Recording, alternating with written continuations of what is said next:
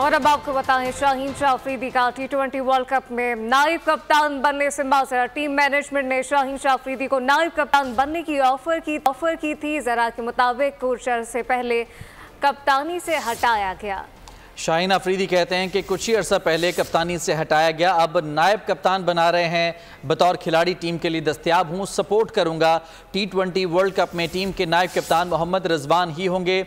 ज़राए के मुताबिक शाहीन शाह अफरीदी ने T20 वर्ल्ड कप में नायब कप्तान बनने से माजरत कर दी है। टीम मैनेजमेंट ने शाहीन अफरीदी को नायब कप्तान बनने की ऑफर की थी, लेकिन शाहीन शाह अफरीदी ने इससे माजरत की है। कहा है कि कुछ ही अर्सा पहले कप्तानी से हटाया गया और अब नायब कप्तान बनाया जा रहा है। बतौर खिलाड़ी टीम के लिए दस्तयाब हूं, सपोर्ट करूंगा, मगर नायब कप्तान बनाए जाने की ऑफर को उन्होंने कबूल नहीं किया है।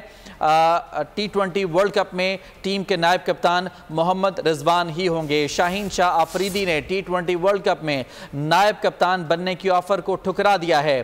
टीम मैनेजमेंट की जानिब से शाहीन अफरीदी को नायब कप्तान बनने की ऑफर की गई थी, लेकिन शाहीन शाह अफरीदी की जानिब से उसे कबूल नहीं किया गया। सब्सक्राइब करें और बेल दबाएं ताकि कोई खबर रह न जाए।